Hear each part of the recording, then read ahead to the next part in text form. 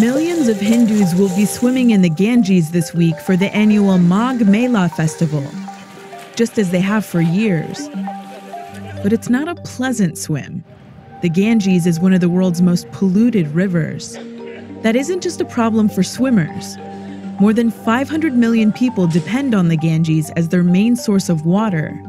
And despite a multi-billion-dollar cleanup initiative that India announced in 2014, the river hasn't gotten any safer for them.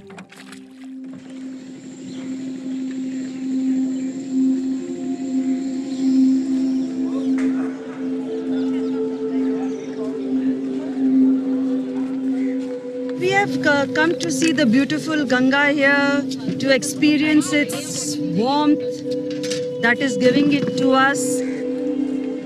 Tell me about the spiritual significance that you feel. It cannot be said, it is to be felt.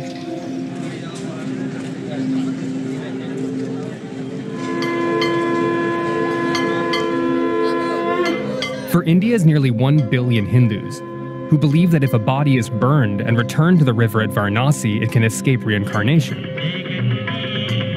the Ganges is one of the most sacred places on Earth, but it's also one of the most polluted.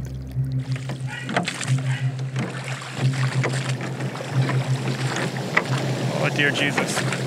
You can smell it.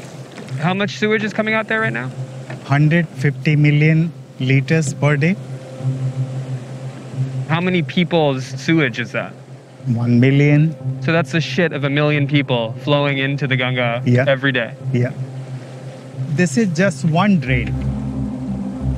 Environmental scientist Rakesh Jaiswal has been campaigning for a cleaner Ganges for 25 years. Today, Ganga is more polluted than it was 30 years ago. And last 24 years, I have seen the situation worsening only. No improvement at all. In total, drains along the Ganges empty 1 billion gallons of raw sewage and industrial waste into the river every day.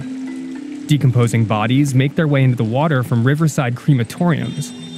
And in Kanpur, hundreds of tanneries release toxic chemicals and heavy metals into the river, which is the city's source of water.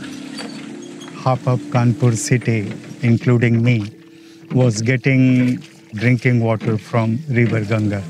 The water there was highly contaminated, containing city wastewater and also a contaminated discharge from TB hospital, tuberculosis hospital. Oh, wow. Yeah. As you can imagine, contaminated water puts the population at risk of disease, including cholera, typhoid, and viral diarrhea. Why aren't there processing centers or water treatment facilities or infrastructure, basically, to... This is the inability and inefficiency of the government. In 2014, Prime Minister Narendra Modi announced Namami Gange, a $3 billion cleanup initiative. The government commissioned an official pop anthem for the river, and there has been talk of starting breeding programs with flesh-eating turtles that can deal with decomposing bodies in the water. But Namami Gange never took off.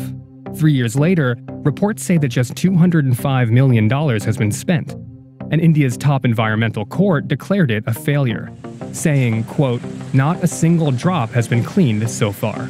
3 years are already gone, and there is nothing concrete on the ground. Not even one waste management facility? No, not even one new treatment plant. In March 2017, a court in Uttarakhand took the matter into its own hands and gave the Ganges legal personhood status. What does giving a river the status of personhood do for the river? Theoretically, what it can do is just like a legal entity can sue somebody. But there were no lawsuits. Shortly after the Ganges became a legal person, the Supreme Court intervened and stopped it.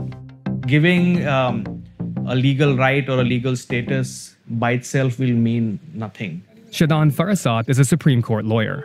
He says that giving the Ganges the right to sue polluters has some logical issues, and not just because a river can't represent itself in court. It doesn't really emphasize how that status of a juristic or legal personality is going to help in cleaning up the river or improving the ecosystem of the river. That analysis is completely absent from the judgment. So is it purely symbolic? I would think so. It's the court trying to clean up the river but with the wrong tool. When the personhood order was scrapped, a legal route to forcing government action was closed. But not everyone is worried about the toxic waste and sewage that continue to pour into the Ganges. There's a persistent myth among the public and even scientists that the river is so holy, it's essentially self-cleaning. If you drink the water, then it will help in improvement of your health. B.D. Tripathi is a professor and former expert for the National Ganga River Basin Authority, the agency responsible for overseeing the implementation of Modi's cleanup program.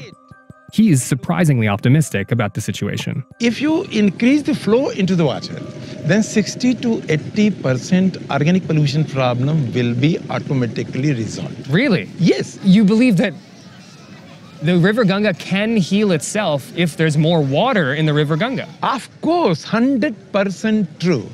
If water is there, if flow is maintained, Ganga will solve its own pollution problem. Dilution is the solution of pollution. So we can still Simply, dump sewage into tannery waste? Yes. Tripathi's belief in the Ganges' power is misplaced. Industrial waste accumulates in the environment over time and can't simply be diluted.